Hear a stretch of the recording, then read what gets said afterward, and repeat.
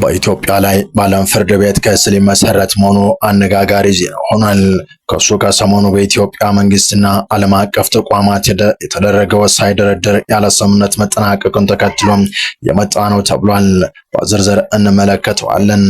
በቤተ መንግስቱ ዙሪያ ከባድ ተኩስ መከፈቱ ተነገረ።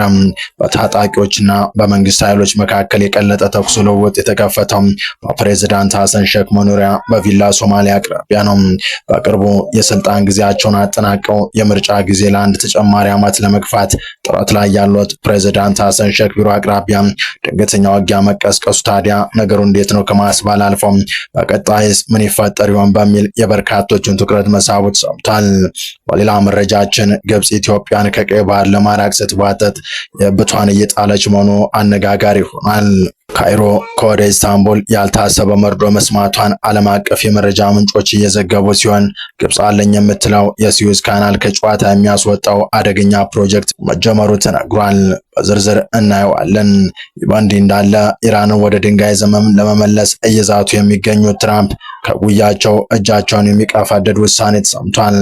የአሜሪካው የተወካዮች ምክር ቤት የትራምፕን ስልጣን ለመገደብ ድምፅ መስጠታቸው የተሰማ ሲሆን ፕሬዝዳንቱ የፈሩት እቀባ ጸድቆባቸዋል። ሰላም ጤና ይስጥልን ውድ የፋስት ዴሊ ተከታታዮች፣ የዚህ ቻናል ቤተሰብ ካልሆናችሁ ቻናሉን ሰብስክራይብ እያደረጋችሁ ቤተሰብ ሁኑ እያልን የቻናሉ ቤተሰብ ከሆናችሁ ደግሞ ተደራሽነታችንን ታሰፉ ዘንድ ፕሮግራሙን ላይክ እና ሼር እንድታደርጉ እየጋበዝን ወደ ዝርዝር መረጃዎች ተሻገረን። እስከ ፍጻሜው አብራችሁ ቆዩ። የኢትዮጵያን የ1 ቢሊዮን ዶላር የዩሮ ቦንድ የያዘው ዓለም አቀፍ አበዳሪዎች ከኢትዮጵያ መንግስት ጋር ሲያካሂዱት የነበረውን አዲስ የብድር ሽግሽግ ሪስትራክቸሪንግ ድርድር ያለ ስምምነት በመጠናቀቁ ምክንያት በመንግስት ላይ ሕጋዊ ክስ ለመመስረት መወሰናቸውን ይፋ አድርገዋል። የአበዳሪዎች ኮሚቴ ባወጣው መግለጫ መሰረት የኢትዮጵያ መንግስት በቅርቡ ያቀረበውን አዲስ የብድር ማሻሻያ አማራጭ ሙሉ በሙሉ ውድቅ ያደረጉት ሲሆን የተሻለና አዋጭ አማራጭ ከቀረበ ግን አሁንም ለውይይት ክፍት መሆናቸውን ገልጸዋል።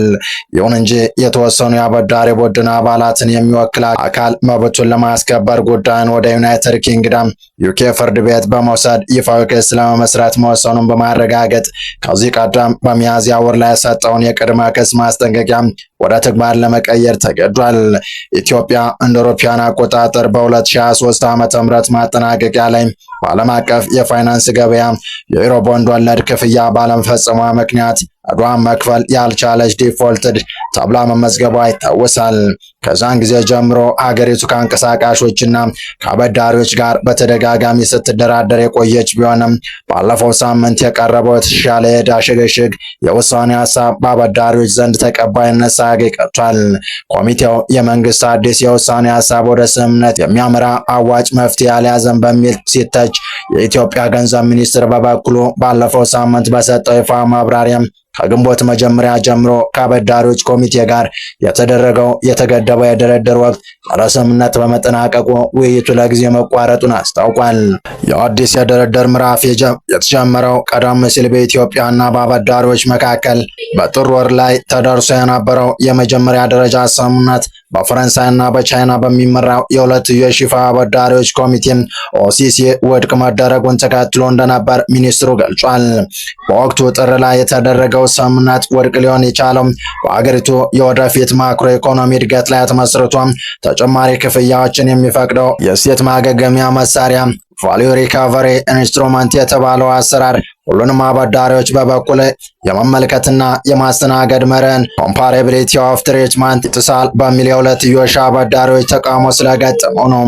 የገንዘብ ሚኒስትር በአበዳሪዎችና ኢንቨስተሮች የክስ ውሳኔ ላይ ያለውን ቅሬታና አሳዛኝ ስሜት የገለጸ ቢሆንም አሁንም ቢሆን ኢትዮጵያ ከዓለም አቀፍ የገንዘብ ድርጅት IMF ፕሮግራምና ሁሉንም አበዳሪዎች በበኩል የመያዝ መርህ ጋር የሚስማማ በገበያ ላይ የተመሰረተ ዘላቂና አዋጭ መፍትሄ ለማግኘት በቁርጠኝነት መስራቷ እንደምትቀጥል አስታውቋል።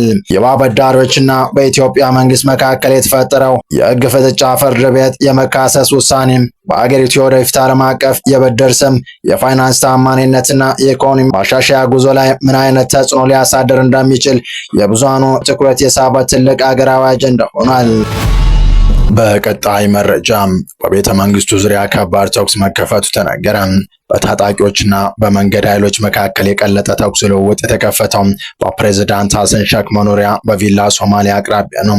በቅርቡ የስልጣን ጊዜያቸውን አጠናቀው የምርጫውን ጊዜ ለአንድ ተጨማሪ ዓመት ለመግፋት ጥረት ላይ ያሉት ፕሬዝዳንት ሐሰን ሼክ ቢሮ አቅራቢያ ድንገተኛ ውጊያ መቀስቀስ ታዲያ ነገሩ እንዴት ነው ከማስባል አልፎም በቀጣይስ ምን ይፈጠር ይሆን በሚል የበርካቶችን ትኩረት መሳቡ ሰምቷል።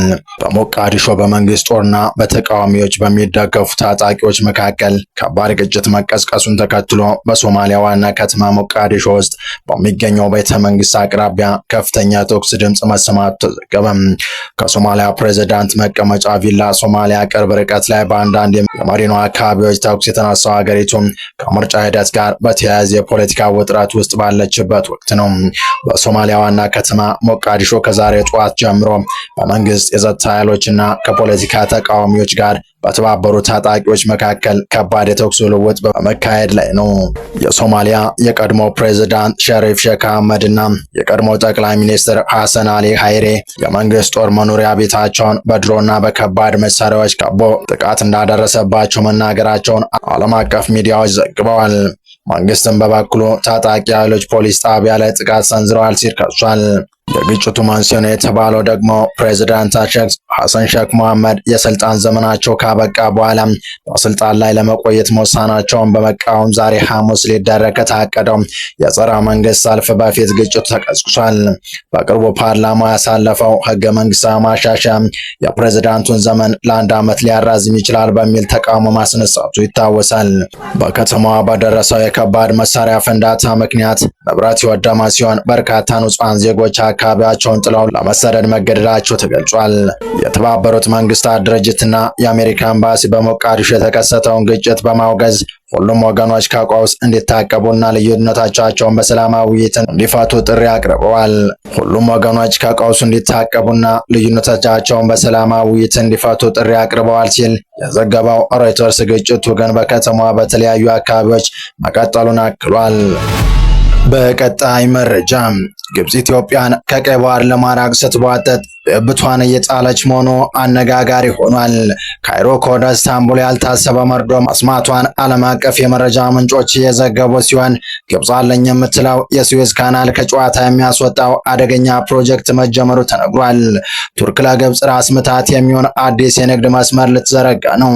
የሆርሙዝ ወሽመጥ መዘጋትን ተከትሎ የመጣውን የዓለም ንግድ መዛባት ለመቅረፍ የአጃዝ የባቡር መስመርን ወደ ኦማን ባህር የማራዘም አዲስ እቅድ ይዛ ብቅ ብላለች። የቱርክ ትራንስፖርትና መሰረተ ልማት ሚኒስትር እንዳስታወቀም አሁን ያለውን የአሌፓ ደማስከስ ጆርዳን መስመር ወደ ኦማን ለማራዘም ከሳውዲ አረቢያ ጋር በቅርቡ ምክክር ይጀምራል። ውጥኑ ከሳውዲ ይሁንታ ካገኘም ከኤምሬትስ፣ ኳታር፣ ኢራቅና ቱርክ ጋር በመተባበር በዓለም አቀፍ የገንዘብ ድጋፍ እውን ይደረጋል። የቱርክ አዲስ የንግድ መስመር አማራጭ መፍጠር ከሱዌዝ ቦይ ብቻ በዓመት እስከ 10 ቢሊዮን ዶላር ገቢ ለምታገኘው ግብጽ ከባድ የራስ ምታት እንደሚሆንባት ተገልጿል። በአንጻሩ እስራኤልም የሱዌዝ ቦይ ተቀናቃኝ የሚሆን የቤን ጉሪዮን ቦይ ለመገንባት እቅድ እንዳላት ይታወቃል። በቀጣይ መረጃ የአሜሪካ የተወካዮች ምክር ቤት የትራምፕን የጦርነት ስልጣን ለመገደብ ድምጽ ሰጡ። የአሜሪካ የተወካዮች ምክር ቤት ፕሬዝዳንት ዶናልድ ትራምፕ በኢራን ላይ ተጨማሪ ወታደራዊ እርምጃ እንዳይወስዱ የሚያግድ የውሳኔ ሀሳብ አሳልፈዋል። በየካቲት ወር የመጀመሪያውን ጦርነት በአደባባይ በመቃወም 4 ሪፐብሊካኖች ከዲሞክራቶች ጋር ከተቀላቀሉ በኋላ የውሳኔ ሀሳቡ በ215 ለ208 ድምጽ ሊጸድቅ ችሏል። የተወካዮች ምክር ቤት በትራምፕ የጦርነት ስልጣን ላይ ገደብ ለመጣል የሞከረው ለአራተኛ ጊዜ ሲሆን ተቾች ፕሬዝዳንቱ የኮንግረሱን ፈቃድ ሳያገኙ እርምጃ እየወሰዱ ነው በማለት ይወቅሳሉ። የምክር ቤት የውሳኔ ሀሳብ አሁንም በሪፐብሊካኖች በሚመራው የአሜሪካ ሴኔት ማጽደቅ ይኖርበታል። ይሁን እንጂ ሴኔቱ ቢቀበለውም እንኳን እርምጃው በኢራን ላይ የሚሰነዘረውን ወታደራዊ እንቅስቃሴ ሙሉ በሙሉ ለመግታት መቻሉ አጠራጣሪ ነው። ውሳኔው ከዚህ ቀደም 7 ጊዜ ሳይሳካ ቀርቶም ባለፈው ግንቦት ወር ሴኔቱ መሰል የውሳኔ ሀሳቡን ያራመደ ቢሆንም እስካሁን ሙሉ ድምጽ ለመስጠት ወደ መድረክ አልመጣም። ትላንት ረቡዕ ዕለት የተካሄደው ድምጽ በትራምፕ እና ሪፐብሊካን ፓርቲ ውስጥ ያለውን ልዩነት የሚያሳይ የቅርብ ጊዜ ምልክት ነው። የሆነው ደግሞ በኮንግረስ ውስጥ ባሉ ወግ አጥባቂዎች ተቃውሞ ምክንያት አስተዳደሩ ለፖለቲካ አጋሮች ሊመደበው የነበረውን የ1.8 ቢሊዮን ዶላር ጸረ የጦር መሳሪያ ታጣቂነት ፈንድ ፈቃድ ለመሰረዝ ተገደደ በጥቂት ቀናት ውስጥ ነው። በተወካዮች ምክር ቤት የሚገኙ ቶማስ ማሲን፣ ብሪያን ቪትዝባትሪክ፣ ቶም ባሬት እና ዋረን ዴቪድሰን የተባሉ ሪፐብሊካኖች ከዲሞክራቶች ጋር በመተባበር ረቡዕ ዕለት የቀረበውን የውሳኔ ሀሳብ አሰልፈዋል። በተጨማሪም ከዚህ ቀደም መሰል እርምጃዎችን ተቃውሞ የነበሩት የሜሪን ግዛት ዲሞክራት ጃሬድ ጎልደን በዚህ ጊዜ ድጋፋቸውን ሰጥተዋል። ከሚቺጋን የመጡት ሪፐብሊካኖች ቶም ባሬት በበኩላቸው ጦሩን የሚያውጀው ኮንግረስ ብቻ ነው፣ ይህ ደግሞ በእርግጥ ልንጠብቀው የሚገባ ጉዳይ ነው ብለዋል። በዚህ ድምፅ አሰጣጥ ምክንያት ከትራምፕ ሊሰነዘርባቸው ስለሚችለው የአጸፋ እርምጃ ጠይቀው ሲመለሱ ትክክል ነው ብዬ ላመንኩበት ነገር በህሊናዬ ነው ድምፅ የሰጠሁት፣ እናም የሚመጣውን ማንኛውም ነገር ለመቀበል ዝግጁ ነኝ ብለዋል። በተወካዮች ምክር ቤት የውጭ ጉዳይ ኮሚቴ መሪ የሆኑት ዲሞክራቱ ግሬገሪ ሜክስ የተሰጠውን ድምፅ በፕሬዚዳንት ትራምፕ ህገወጥና ከፍተኛ ኪሳራ ያስከተለ ባለው የኢራን ጦርነት ላይ የተሰነዘረ ጠንካራ የሁለቱ ፓርቲዎች ተግዛጽና ጦርነቱን ለአንዴና ለመጨረሻ ጊዜ ለማቆም የተገደደ የመጀመሪያው እርምጃ ነው ሲሉም ገልጸውታል።